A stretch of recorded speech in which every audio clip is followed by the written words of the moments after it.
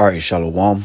This is your brother Nahalia from the GMS Orlando camp. I want to start off by giving all praise, honor, and glory to Yahweh, Bahashem, Yahweh Shai, Bahashem, Rokah Kodash. Double honors to the apostles and the elders of Great Millstone, who are the elders of Yashar Allah, and a sincere salutation to all Yuakim, who are preaching this word and believing this word, and to the Akwad, who are believing this word, in all truth and in sincerity. Yahweh is the name of the one they ignorantly call God. Yahweh Shai is the name of the one they ignorantly call Jesus. Bahashem is in the name, Rokah is spirit, Kodash is holy, Akyam is brothers, Akwat is sisters, Shalom means peace, and Yashar Allah is Israel in ancient Paleo-Hebrew. This is Isaiah chapter 14 and verse 16, and it reads, "They that see thee shall narrowly look upon thee and consider thee, saying, Is this the man that made the earth to tremble, that did shake kingdoms, that made the world as a wilderness, and destroyed the cities thereof, that opened not the house of his prisoners?" All right. And I want to go into a lesson on this through the Spirit based on the image that you see, which is the great deception. All right.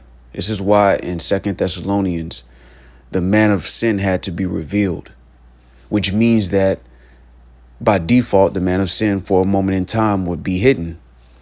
All right. And what Esau Edom, the so-called white man, has done is he's hidden himself behind a veil of deception. You know, the covering cast, which puts him up as the prince and the solution to the problems he's created, is a deception. And this is why this image is so powerful in a subtle way, because history is going to look back at this moment.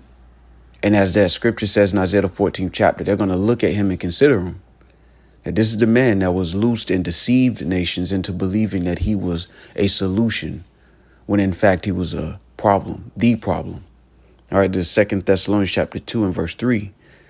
It reads, "Let no man deceive you by any means, for that day shall not come, except there come a falling away first, and that man of sin be revealed, the son of perdition, who opposeth and exalteth himself above all that is called God, or that is worshipped, so that he as God sitteth in the temple of God, showing himself that he is God."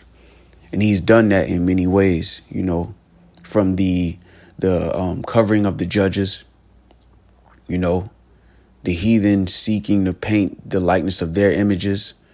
When you deal with Jesus Christos and the image that follows that, you know, from evolution, you know, the Darwinism theory that says that everybody came from one-cell organisms, and by default, the so-called white man has been genetically more evolved than everybody else.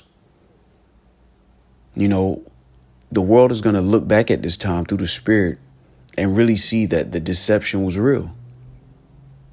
You know, it's so bad that when people hear, you know, brothers, beginning with our apostles and elders, you know, talk about Esau Edom being the wicked, you know, it's a shock to most people. It's offensive to most people because they're so used to the lies and the deception. All right. Matter of fact, let's go here. This is Revelation chapter 20. And I'm going to jump down to verse 7. And it reads, "And when the 1,000 years are expired, Satan shall be loosed out of his prison and shall go out to deceive the nations, which are in the four quarters of the earth." And that's exactly what Esau did. All right. It didn't say that he would try. It said that he would deceive the nations. And the nations have been deceived. And this is one of the key ways that the nations have been deceived, is through media. This is why they can paint an Ishmaelite as the problem of the earth while hiding themselves, you know, and their own deeds. You know, this is why through the Spirit, truth is so important. And the Lord has set up the watchmen, beginning with our apostles on down, to break down these strongholds, because that's what these are. These are our strongholds. All right. Matter of fact, let's get that. This is 2 Corinthians chapter 10, and I will start at verse 4. It says, "For the weapons of our warfare are not carnal, but mighty through Yahweh Shai, to the pulling down of strongholds, casting down imaginations, and every high thing that exalted itself against the knowledge of Yahweh Shema Shai, and bringing into captivity every thought to the obedience of Hamashiach. All right. And this is the casting down of imaginations, things being turned right side up through the truth being declared. All right. The deceit. You know, when you look at this image for brothers, you know, the sisters that listen, you know, it's plain, you know, to the pure, you know, Lord willing, we be a part of that number. But to the world, this is a shock. This comes as a shock that someone with a suit and tie and slick back hair is actually the terrorist of the world. And the guy with a turban on is not. You know, and this is why the scriptures say that in Revelation, the 20th chapter, that he would be loosed and he would deceive the nations. He's created a narrative that has allowed people to not hold him accountable. You know, and that's why the Lord set up the watchman to shake the hand. Because really it's the words of the Heavenly Father declaring this and making it known to the world that this covering cast is being destroyed. All right. You know, one of the ways that he's easily deceived people is by, you know, the understanding of nationality in a modern sense. What I mean by that is people consider themselves French because they're born in France, or German because they're born in Germany, when actually your nationality goes back to the house of your fathers. And I say that to say, when you look at Esau, Edom, you know, the self-proclaimed white man, as a nation of people, and you remove those borders and you put all of the crimes, if you will, against humanity in one pot, the son of perdition is revealed. And that's why the covering cast had to be removed by the mouth of Yahweh Shema Shai. All right. Beginning with our apostles on down to declare these things. This is why it's important to declare this part of the gospel, not just who we are, but who they are as well. The manner of perdition had to be revealed. All right. Matter of fact, I want to go back there. And I want to read this in the NLT. It says, don't be fooled by what they say. All right. And many people are fooled by what they say. Many people are fooled by the narrative that is pushed out on Fox News, on CNN, on all of these major media outlets. And history is going to show that Esau turned everything upside down. That's why in Isaiah the 14th chapter, they're going to look at him and really consider, like, this guy made us look up to him. That's what the nations are going to say. Is this the guy that shook kingdoms? You know, the only nation that actually dropped bombs on nuclear weapons on people, but then gets to decide who can and can't have a weapon.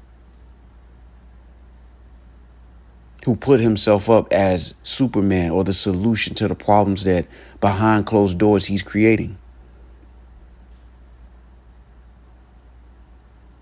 And the world was convinced, fully convinced. And this is why the truth comes as such a shock to the world, because they have received this deception, you know, in this commonplace. You spend your whole life believing this narrative that we see on this screen. Spend your whole life, you know, older brothers, younger brothers.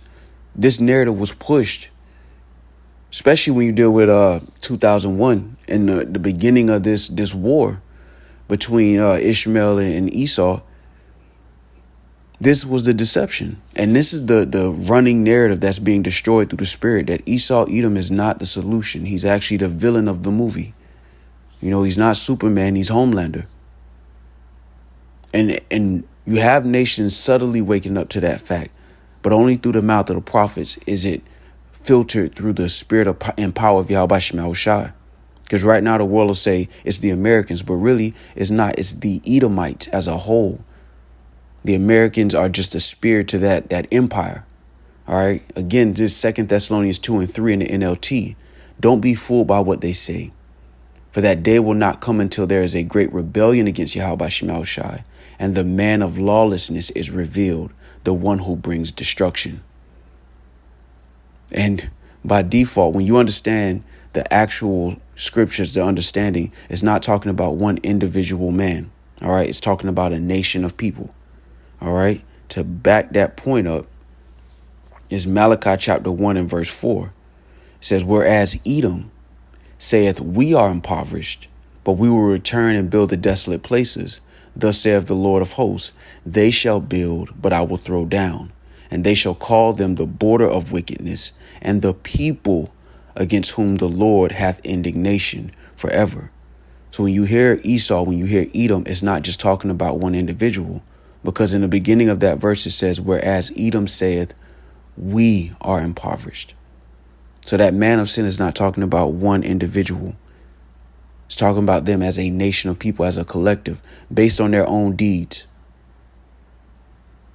And this is why that is an important part of prophecy, that this man will be revealed in these days. All right, going back to 2 Thessalonians chapter 2, I'm going to jump down